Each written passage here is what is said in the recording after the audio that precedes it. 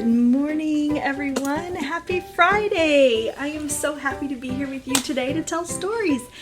I hope you enjoy the books that I've chosen for today. I think they're pretty fun. And let's get started.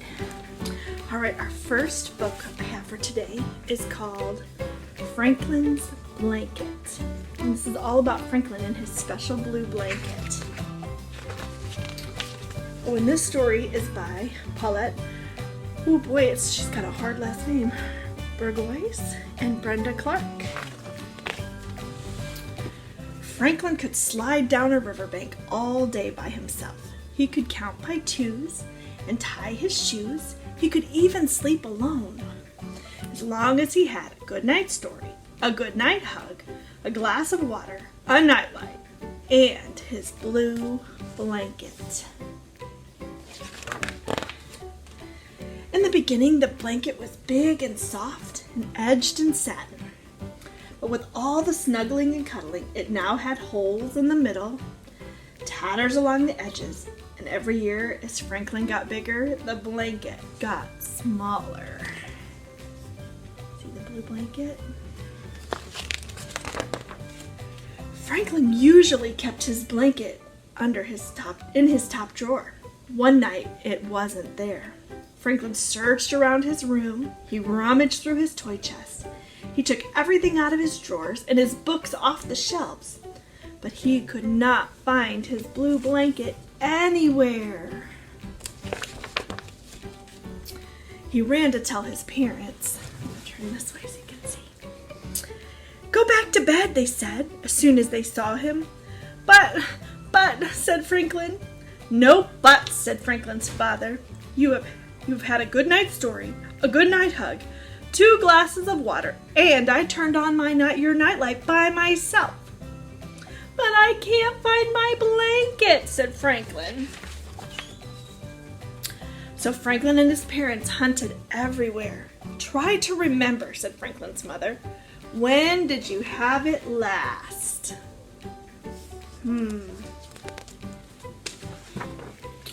Franklin thought. In the morning after a fight with Bear, Franklin had snuggled with the blanket until he felt better. In the afternoon, when thunder crashed and lightning flashed, Franklin had covered himself with the blanket until he felt calm. He was sure that after the storm, he had put the blanket back where it belonged. When Franklin and his parents looked, the blanket wasn't there. "We'll find it tomorrow," said Franklin's mother. "I can't sleep without my blanket," said Franklin. "I have an idea," said Franklin's father. He left the room and came back with an old yellow blanket. "What's that?" asked Franklin. "It was mine," said Franklin's father. "Maybe it will make you feel better." Franklin tried to snuggle the old yellow blanket, but it wasn't the same. He missed his own blanket terribly, and it took Franklin a long time to fall asleep.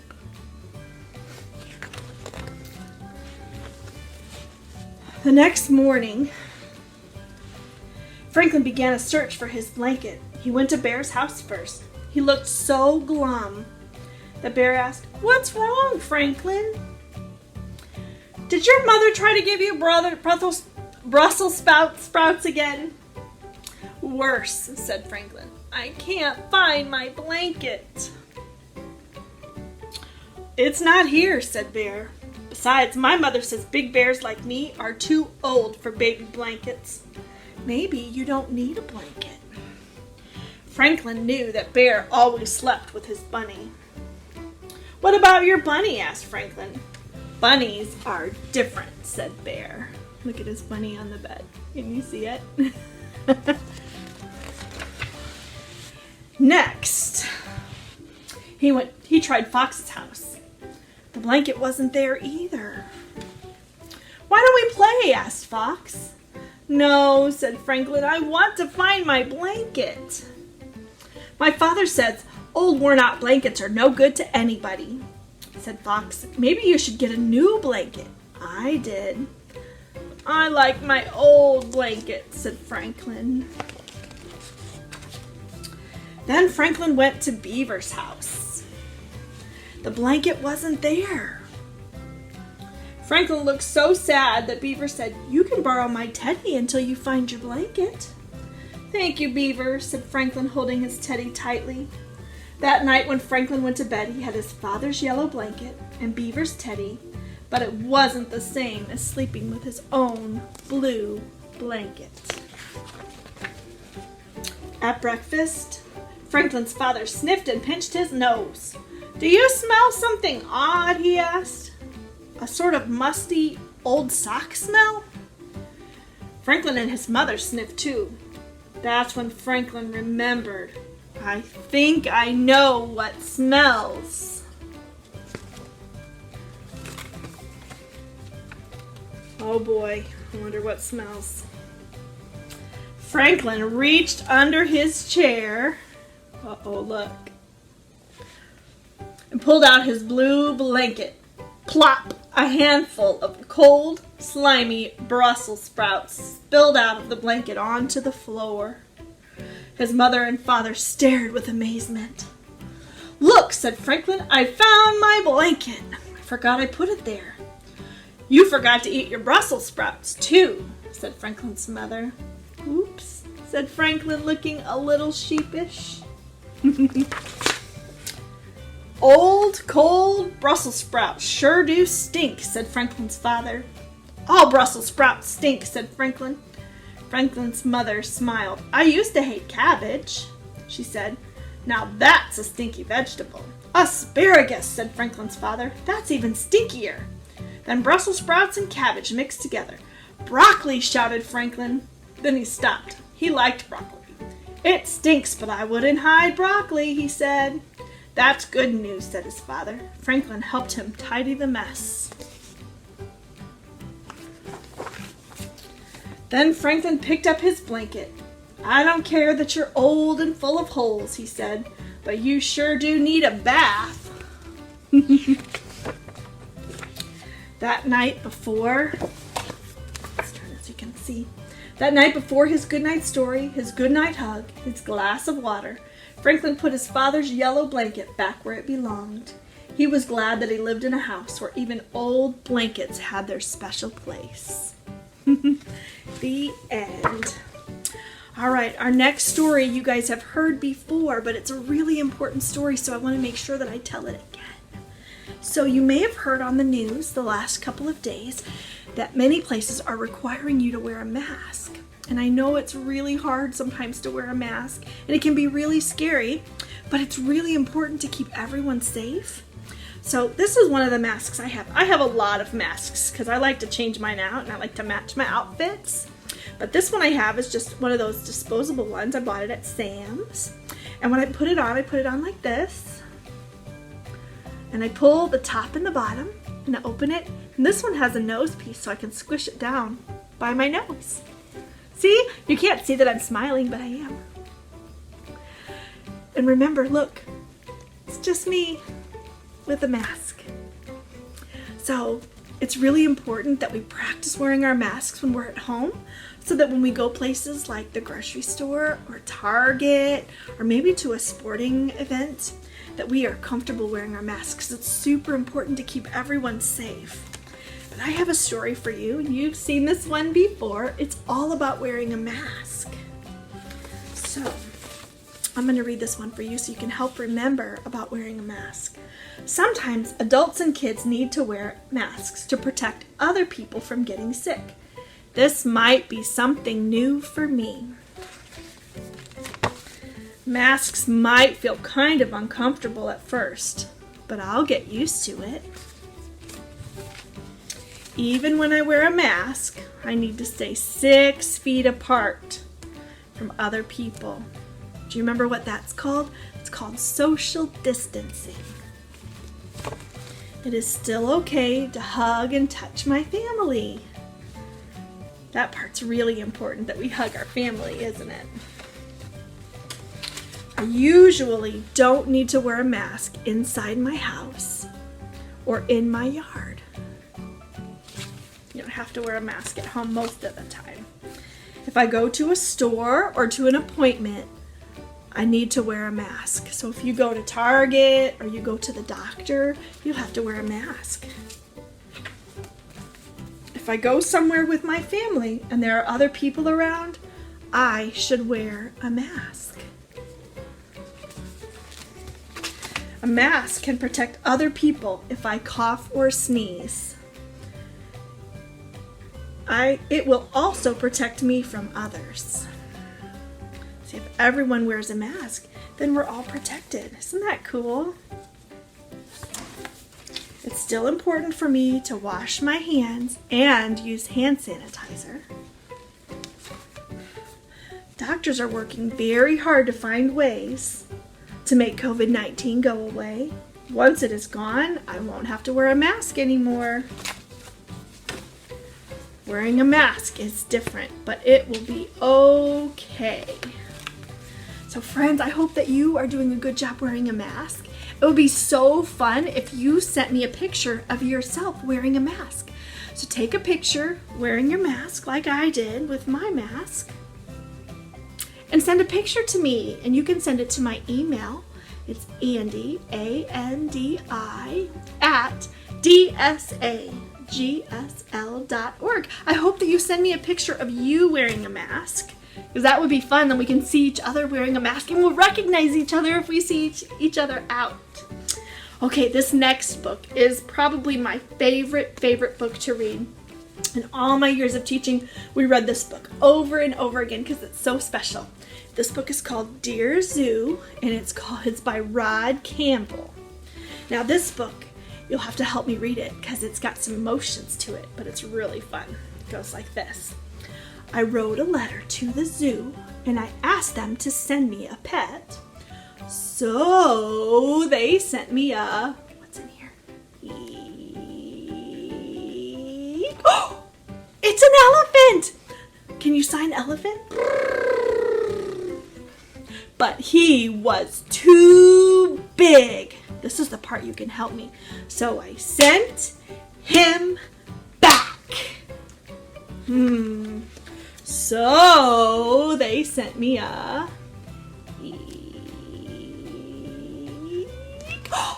what is it? A giraffe. But he was too tall.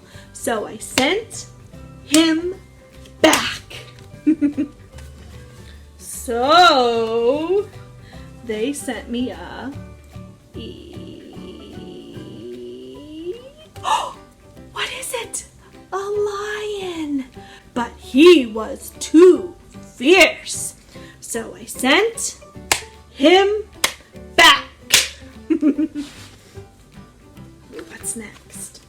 So they sent me a, oh, this one has two.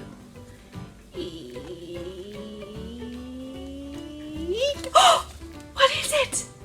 A camel. But he was too grumpy. So I sent him back.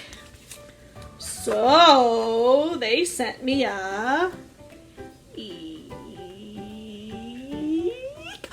what is it? A snake.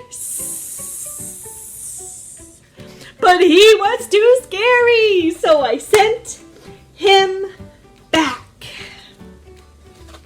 So they sent me a, oh, I wonder what this one is.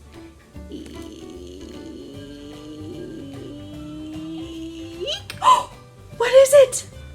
A monkey. But he was too naughty. So I sent him back. So they sent me a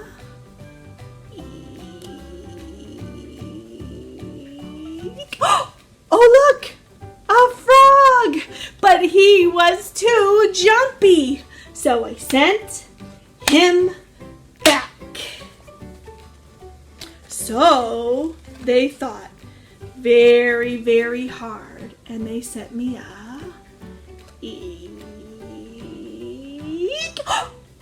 puppy.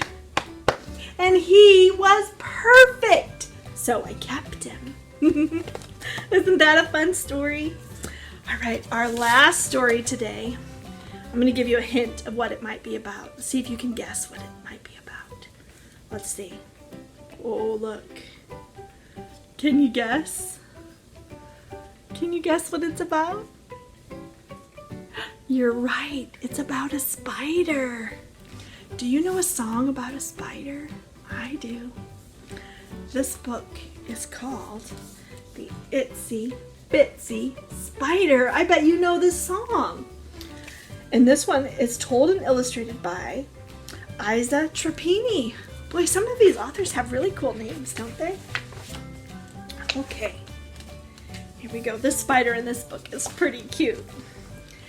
The itsy bitsy spider crawled up the water spout. Down came the rain and washed the spider out. Out came the sun and dried up all the rain, and the itsy bitsy spider climbed up the spout again. That was pretty fun. Now here come some new words you maybe haven't heard before. The itsy bitsy spider climbed up the kitchen wall. Whoosh went the fan and made the spider fall. Look at him, you got blown into the curtains.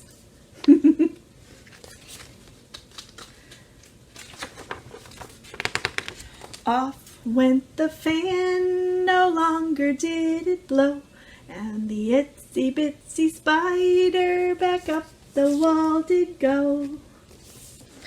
The itsy bitsy spider climbed up the yellow pail. In came a mouse and flicked it with his tail.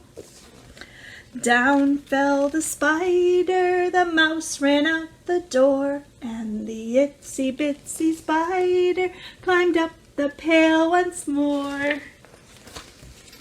The itsy bitsy spider climbed up the rocking chair. Up jumped a cat and knocked her in the air. Oh, poor spider. Down plopped the cat, and when he was asleep, the itsy bitsy spider back up the chair did creep. The itsy bitsy spider climbed up the maple tree.